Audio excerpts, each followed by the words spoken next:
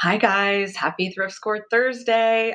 This is a really funny one because I am on the road.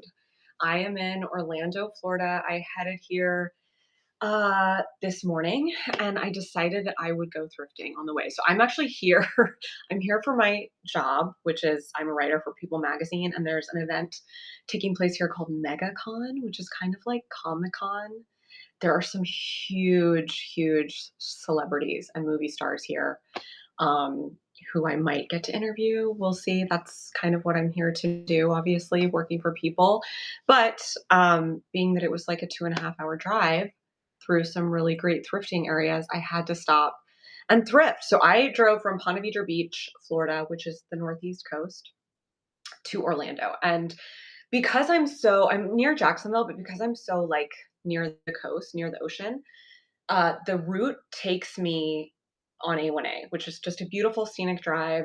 And then it takes me down some really interesting rural areas. And I came across the coolest antique mall.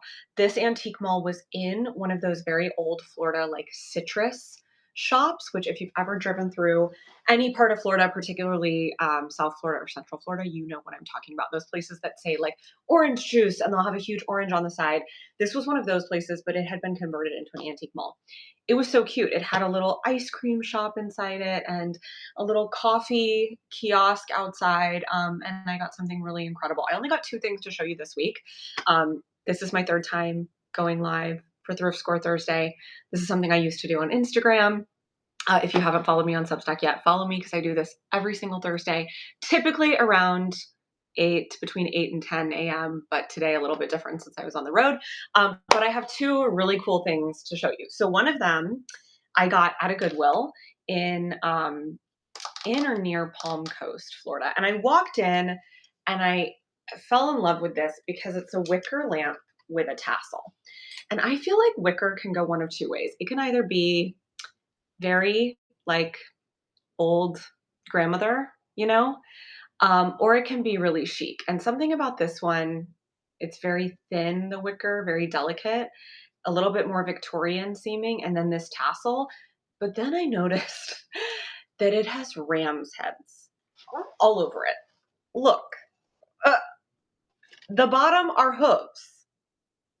This was $9.99 at Goodwill. I haven't done research on this. I snatched it up even before I realized it was ram's heads. It happens to be in excellent condition, which is really weird. I have no clue who makes it. It's not stamped at all. The little wooden ram's heads are made of wood, like I said, and they're super delicate. So it kind of surprises me that this isn't damaged. But isn't this amazing? Let's see if I can get like the full shot. Obviously, it doesn't have a lampshade, so I don't know, what lampshade do you guys think would be cool? Might be fun to do a patterned one. Um, I just can't get over the details. I think this is like the coolest lamp that I found in a really long time. And one thing I will say, I get a lot of questions from people, and I'll do a dedicated live about this at some point.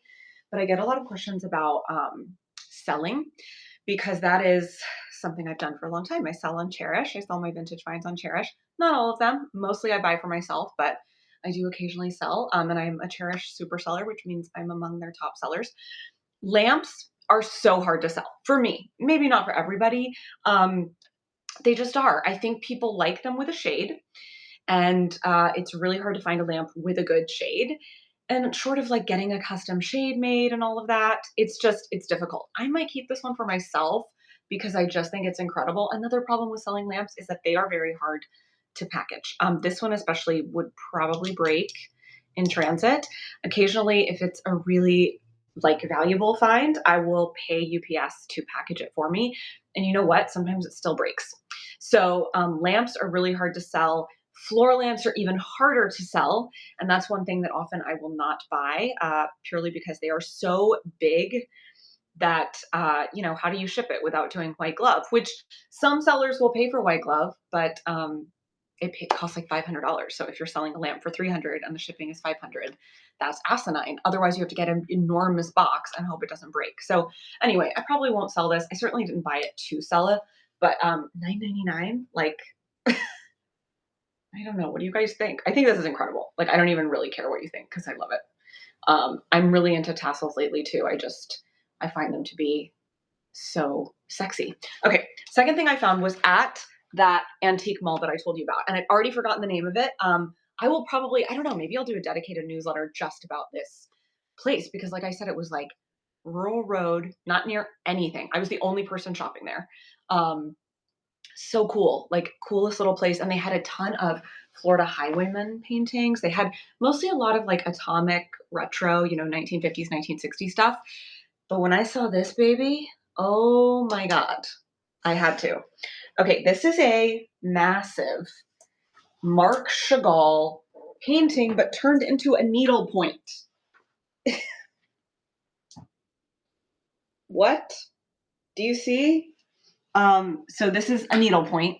Obviously, Marc Chagall himself did not make this, but somebody basically did a needlepoint of a Marc Chagall piece, and it says Paris on the bottom, and it has doves and like people and a naked lady, and you can see her boobs, which is fun.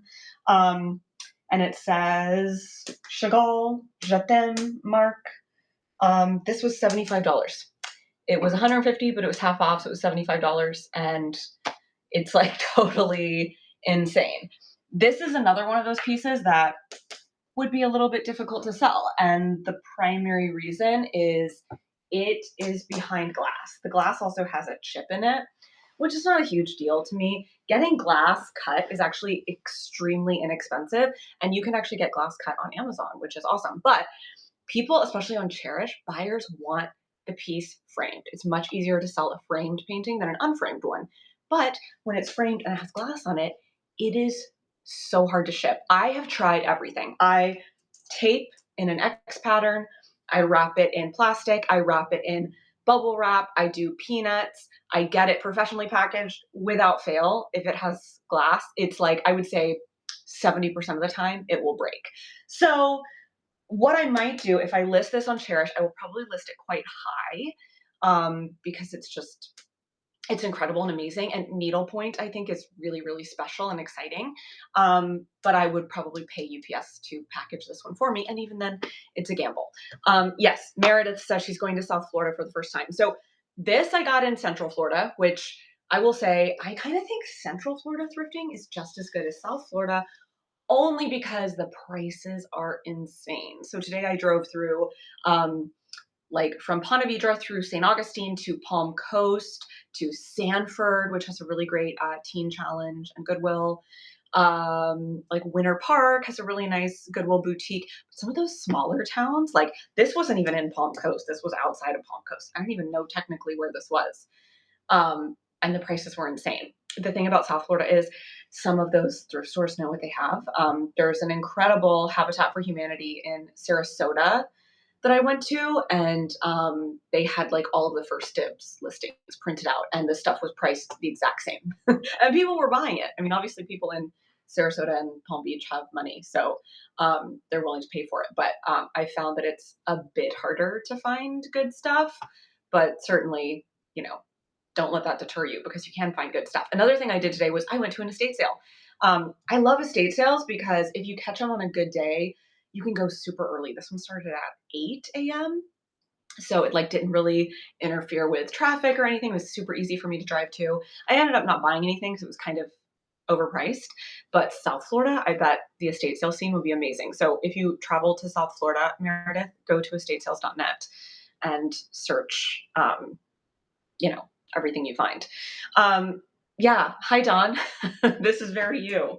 This is such a cool piece. So yeah, just these two finds today. What do you guys think? What is your favorite? What do you want to know?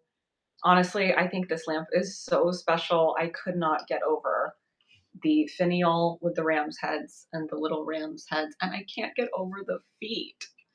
I love a hoof, like tables with hooves, lamps with hooves. I just love a little animal detail, and I love a tassel. So I thought this was fun. Yeah, Greensboro is another one. Meredith, you're very lucky if you have ties to Greensboro or live in Greensboro.